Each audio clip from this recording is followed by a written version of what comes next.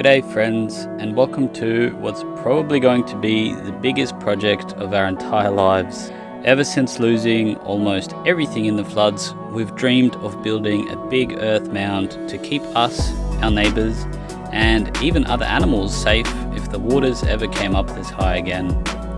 Now, we're pretty proud to have achieved exactly this, but soon after the project started, we realised we had no idea what we got ourselves into. It was a really steep learning curve where, for the most part, we were just flying by the seat of our pants. So if any of you guys are crazy enough to attempt something like this, or if you just like seeing big projects come to life, we're happy to have you on board. And by the end of the episode, if you aren't an earth mover already, you'll certainly feel like you are. It's always best to put together a plan before starting a project like this, just to get an idea for how it will fit within your allowable space and, most importantly, the volumes of materials that will be required. For us, this involved working with the existing parameters of the surrounding tea tree plantation to ensure that we were far enough for when it's bushfire season. 40 meters was the minimum distance for the bushfire bow rating we were working with for the development application, so we aimed to have at least that. Next up, calculating the volumes was somewhat of a rough estimation. I didn't mess around too much with figuring out prismatic, truncated pyramid formulas. Instead, I just calculated the volume of the main rectangular prism of the mound, which is the surface area on the top of the mound multiplied by the height.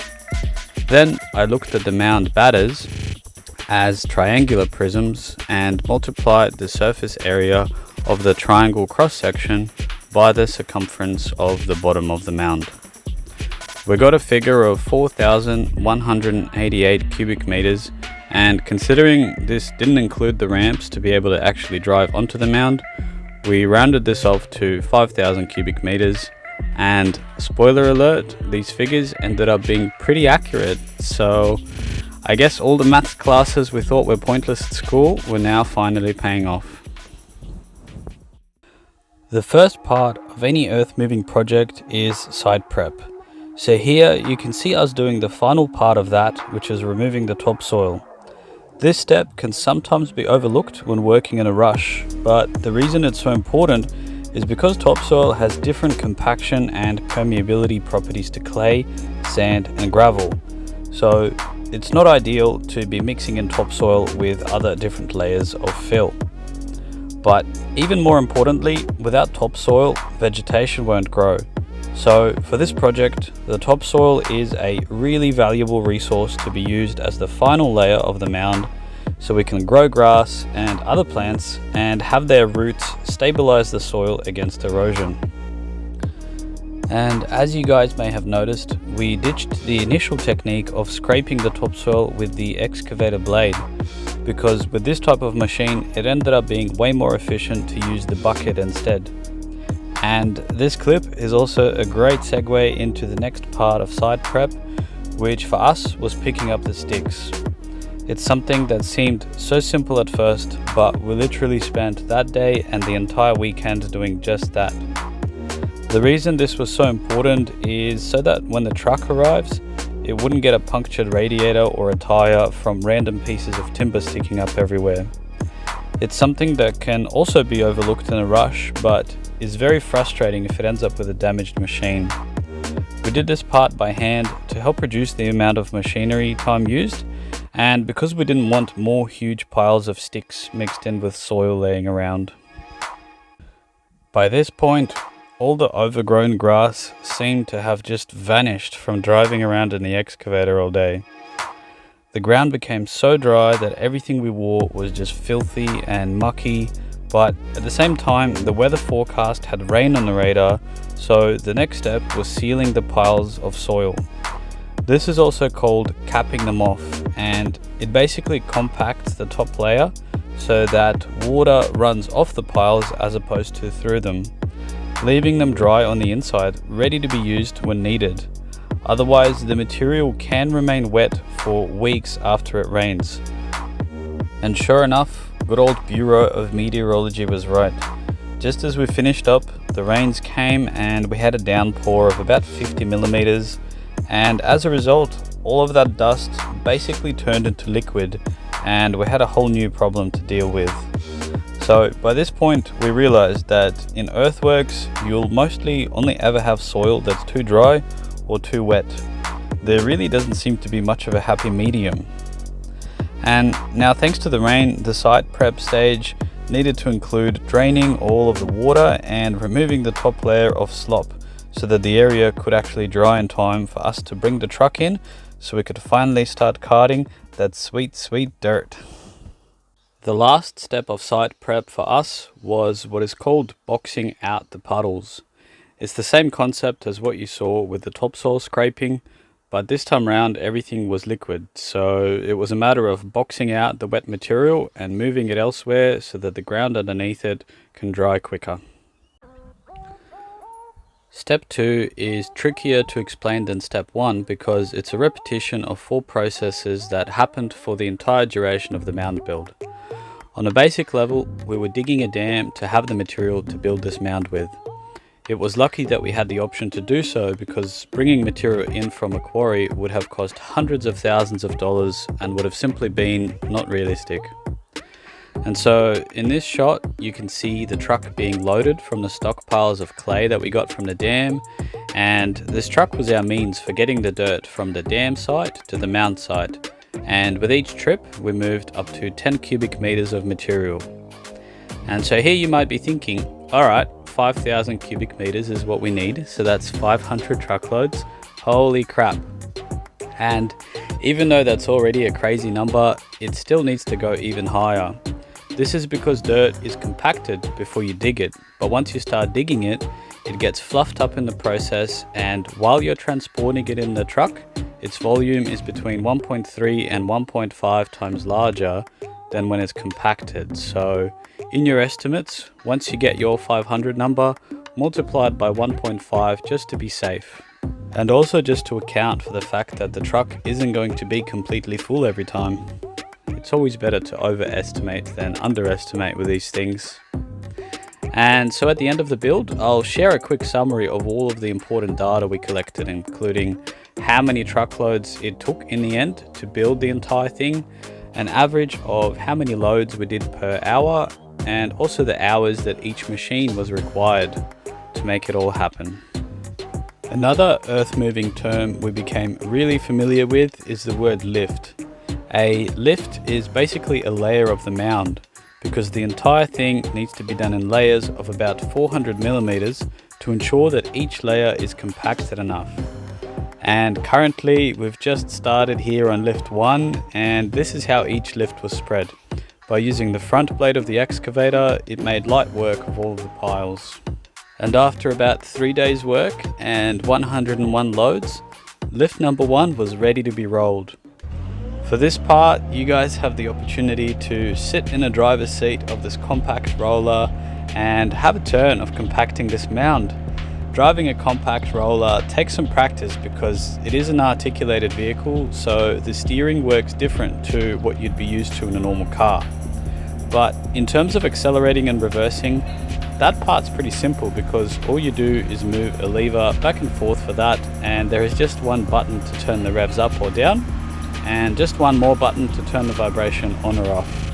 There's also another button for the daredevils out there, and it basically makes the roller go faster. And that's mostly all there is to it, so congrats, you're all roller pros now. But one last thing, when the landscape is rough, it's important to be careful going over big bumps because the roller can throw you around, and they're even known for tipping over, so be careful if you're learning to drive one. And if you guys noticed the little red button on the acceleration lever this whole time, that's actually to shoot missiles. Nah, just kidding. That's how you turn the vibration on and off.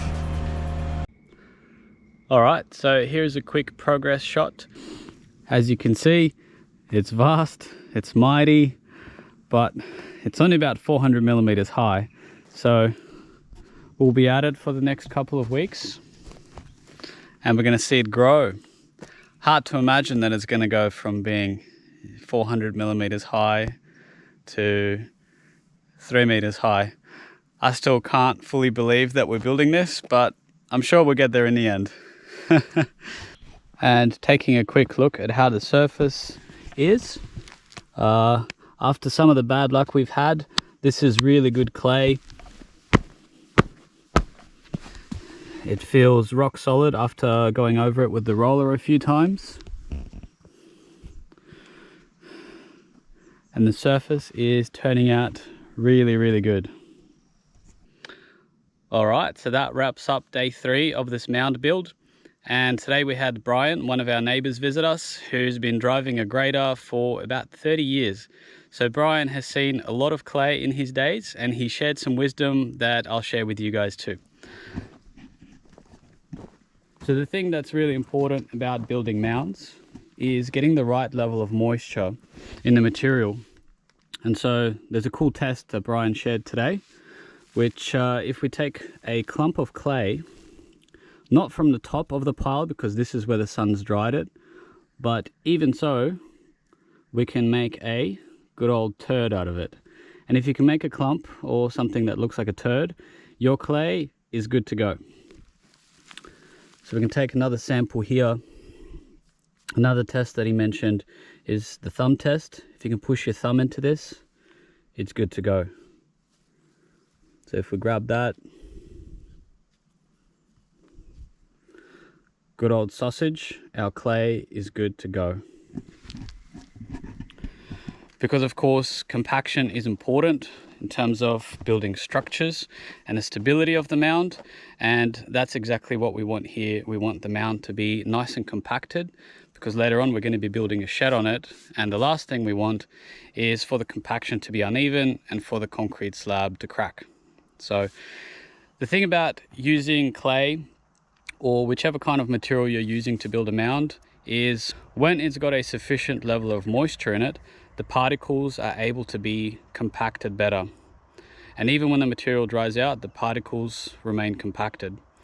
Whereas if the material was dry, you would compact it and it would spring back up.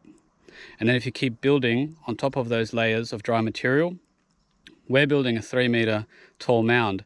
So if the first layer wasn't compacted, there is no way in the world that the moisture in the future would make it all the way 3 meters down for those bottom layers to compact properly. So if we were to use a material too dry, our pad would forever remain insufficiently compacted. And to add to that info, here is a rough guide of how the surface that you're compacting will look with the various moisture levels. This hard and smooth surface is what you're aiming for. This crumbly looking surface is of course a sign that the material is too dry. And lamination is something that occurs when your materials are inconsistent or when the moisture content is inconsistent. And you definitely won't need me to tell you when the ground is too wet. And just like that, we were on to lift number 2. Before we started this project, our neighbours warned us that this was going to be a lot of work, and I hope that this time-lapse footage helps to get that point across for you guys as well. Carting hundreds of truckloads of dirt is timely, expensive, and hard work, but every time we wanted to give up, I just kept remembering how scared we were when those floodwaters just kept rising and rising.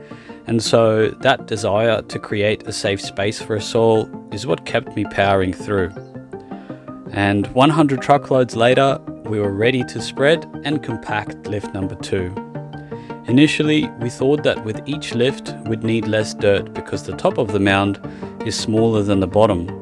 And this is true in theory, but unless you keep each lift perfectly within the parameters, each consequent lift needs to fill in the gaps from the previous lift, and that's just what kept happening to us. So as a result, we just kept needing 100 truckloads per lift.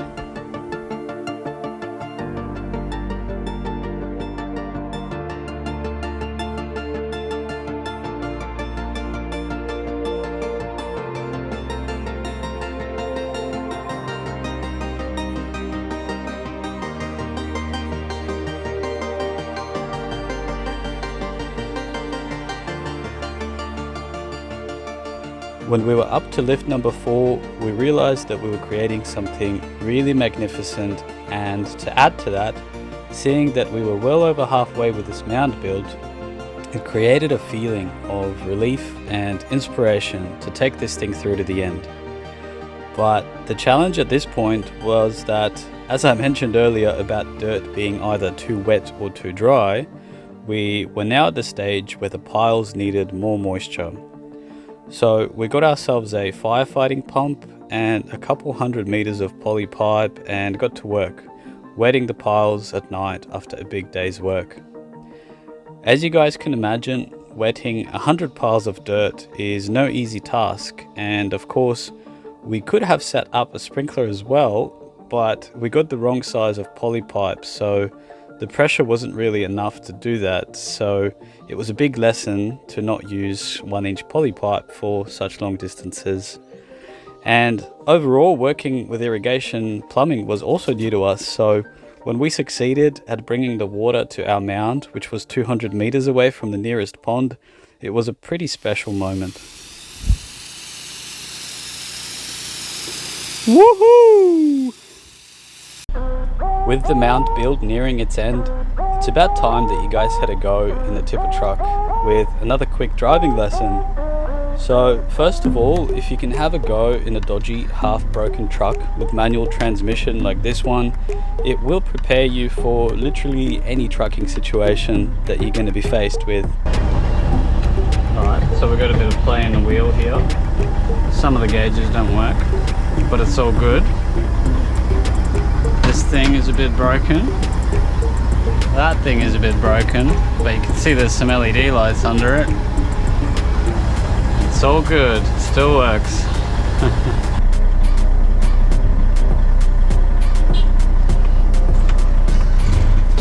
And so now, if you've ever driven a manual, it's pretty similar to driving a manual truck, except you can only really use the clutch to accelerate from coming to a halt. And there's also about 18 gears, so really it's a piece of cake. Not really, but thankfully for us, we only really used one gear traveling such short distances, because changing gears in one of these trucks can take weeks or even years to perfect, because you basically need to match the revs from the previous gear with the gear that you're shifting into. And then when the moment is right, you push the gear stick into place from one gear to the next, without pressing in the clutch, by the way, to hopefully shift it to the next gear without that horrid crunching sound. So also every truck is essentially different with its own quirks, and long story short, it took me a solid 3 days to befriend this old beast. And so another pro tip is to make sure you have a counter app installed on your phone, like you can see here, because it's hard to rely on the brain to count every load that you do. So this app ended up being indispensable for us in figuring out daily benchmarks and estimating how long the build will take. And lastly, when you're locking the tailgate of the truck, it's best to do so when on a downhill slope or when braking. Otherwise, it might not lock and you'll be losing dirt everywhere while driving. After about a month of hard work, finally came the day that we've been waiting for, as the dodgy old truck decided to unexpectedly lose all of its air pressure again. We were onto our very final lift. The mound was getting absolutely massive, and seeing how cool the sky was that day added to how special the moment was. Because no one, including ourselves, were really sure if we'd be able to pull off this crazy project, but somehow we stuck it out, and now about 700 truckloads later, we were dropping the last loads. As the truck climbed up the steep slope, if you look close enough, you'll notice the wheels were actually skidding on the way up as this 25-ton beast roared up the hill that we had created. It felt surreal to see that we had succeeded.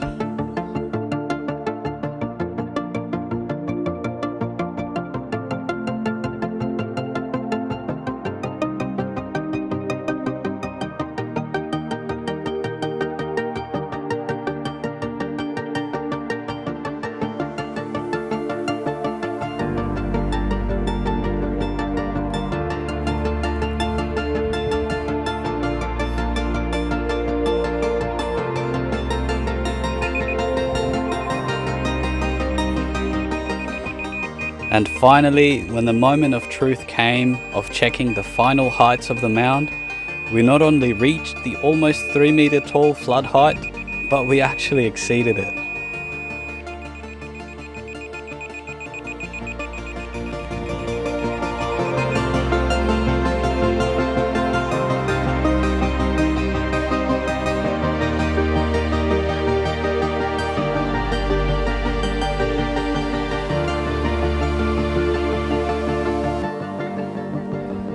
As the time came to do the final trim and compaction of the mound, Corey was like a master pottery artist who truly brought the beauty out of this massive earth heap we all created together.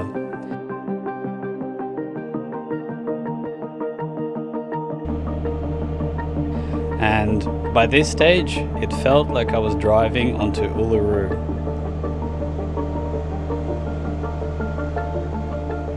As the final tidy up continued, Corey and I worked together to level out the top surface so it's flat and ready to build stuff on. This process was repeated a few times because the roller helped to reveal bumps that could otherwise be missed. And the other thing to be mindful of here is that the mound was now more than 3 meters tall and the batters were pretty steep. So this was the time to be extra careful on the roller. Sliding down the slope really wasn't an option anymore because it would have been really easy to flip over. If you guys remember all of that topsoil from the beginning of the video, this is where it makes an appearance again. The process of applying it to the mound is really simple because it just involves sprinkling it on and patting it down to look neat. No compaction is necessary with this layer to allow it to stay fluffy and aerated so that the grass seeds will have a better chance of germinating. And just like that, before we knew it, all of the topsoil was now in the mound, ready for us to start planting stuff.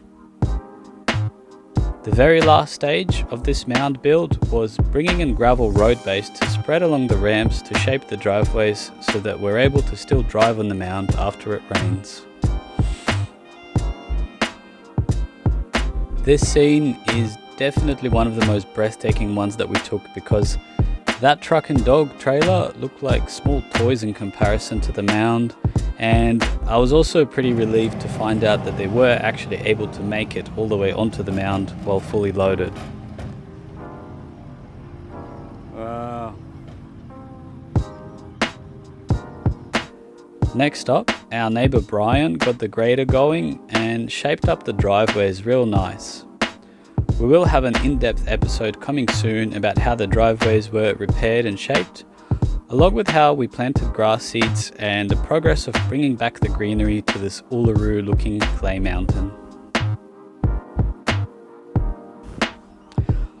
Alright, so to wrap this up, as a bit of a case study for any of you guys wondering how much of everything was required and how long a project this size can take, sharing monetary costs is somewhat irrelevant here because in our case I drove the truck and the roller to save on hiring another operator, and we also borrowed some of the equipment in exchange for labour on a neighbouring farm. So in the end, the affordability of something like this really depends on being creative with finding machinery. Unless of course you're rich, in which case you just pay someone else to do all of your work. So now onto the specifics. We already knew that we needed about 5,000 cubic meters of material for the mound. So in total, we carted 730 truckloads, which was a pretty insane effort. And so now dividing 5,000 cubic meters by 730 truckloads gives us about 6.8 cubic meters per truckload. The 12-ton tipper truck we were using had a tray volume of about 10 cubic meters, so 6.8 cubic meters as an average makes a lot of sense. Because don't forget, that figure of 6.8 cubic meters is an average number based on compacted material. But the soil is fluffed up while in a truck, it's not compacted, so that means in reality, volumetrically, the truck may have had 10 cubic meters per load. But when that soil was compacted again, it would have ended up being a third smaller. And so the blue 14-ton excavator was the main star of the show, and it was pretty hard at work for about 25 days at an average of 6.5 hours per day, which was a total of 156.5 hours.